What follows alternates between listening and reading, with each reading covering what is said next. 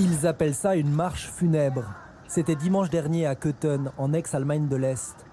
Dans la petite ville de 25 000 habitants, 2500 personnes venues rendre hommage à un jeune Allemand de 22 ans.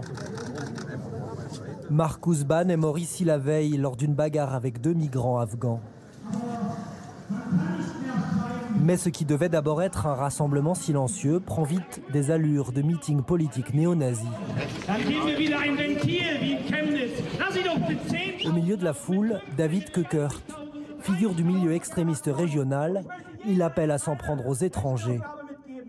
Das Einzige, was diese scheiß Kunden verstehen, ist, wenn man sie zu Hause und zwar schnell, wenn man vor ihren Türen auf sie wartet, wenn sie genau das wiederbekommen, was sie uns zumuten, und zwar Auge um Auge, Zahn um Zahn. Un appel à la vengeance passible de poursuite. Mais ces paroles ultra-violentes ne semblent choquer personne. Und zwar es ist Krieg und das kann man wirklich so sagen. Es ist ein Rassenkrieg gegen das deutsche Volk, was hier passiert. Und dagegen müssen wir kämpfen. Wollen wir weiterhin die Schafe bleiben, die Blöden, oder wollen wir zu Wölfen werden und sie zerfetzen?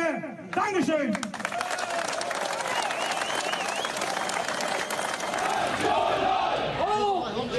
Un déferlement de haine. Puis, dans un dernier baroud d'honneur, des slogans sans équivoque qui rappellent les pires heures de l'histoire allemande.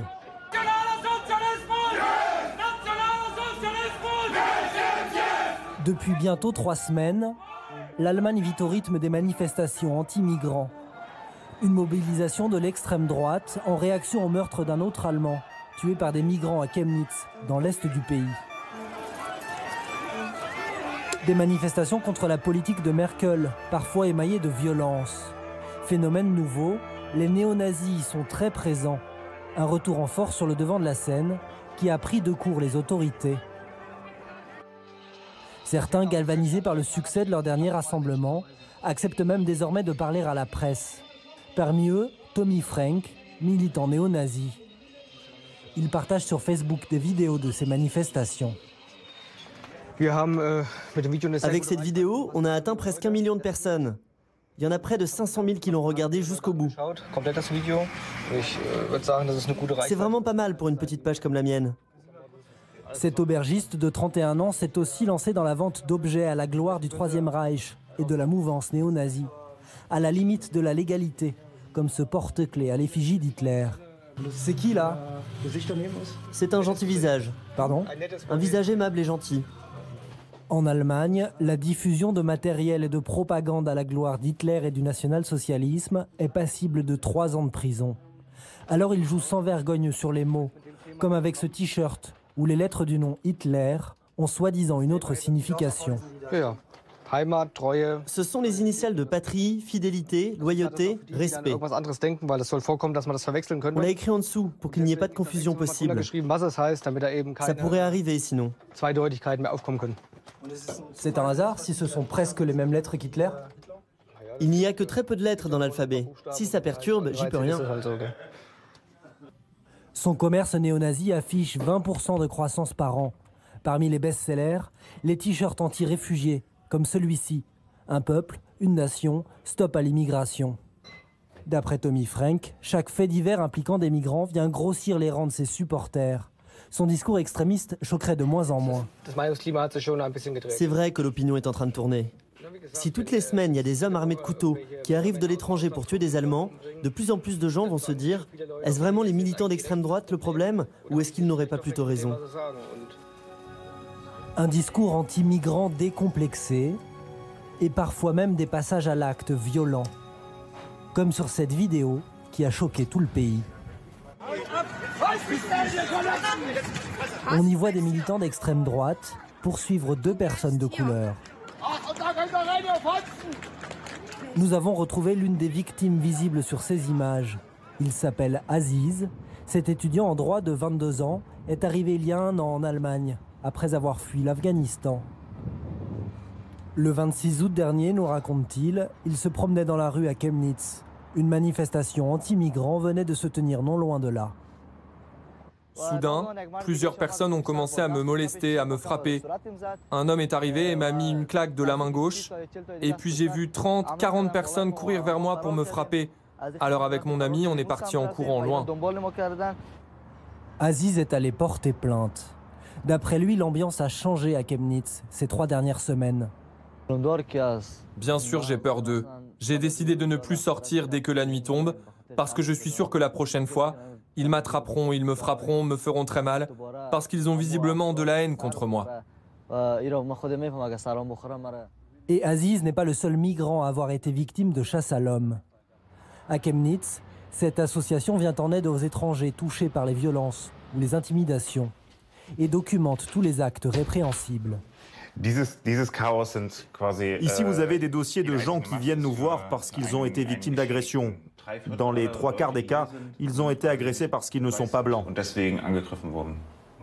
Ces 3 dernières semaines, l'association a recensé 20 agressions racistes dans la ville de Chemnitz. C'est autant que pour toute l'année dernière. Ce que montre la situation ici, dans le centre-ville de Chemnitz, et plus largement dans la région, c'est que les gens hésitent de moins en moins avant de s'en prendre violemment à des migrants. Le recours à la violence est de plus en plus fréquent.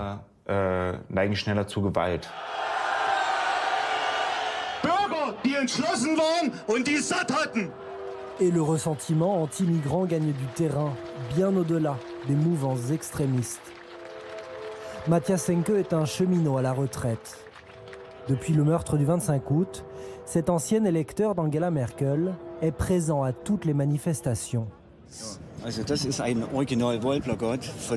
c'est une affiche du parti de Merkel qui date des dernières législatives.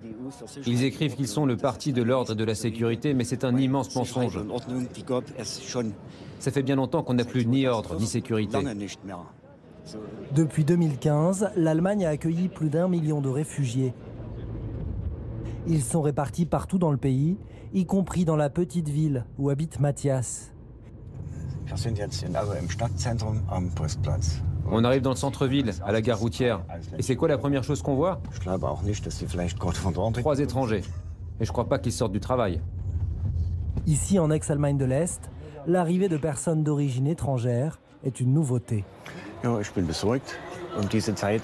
suis inquiet quand je suis à cette heure-là à l'arrêt de bus. On peut être attaqué sans préavis. Et des attaques, il y en a déjà eu assez en Allemagne. Pourtant, le taux de criminalité en Allemagne n'a jamais été aussi bas depuis 25 ans.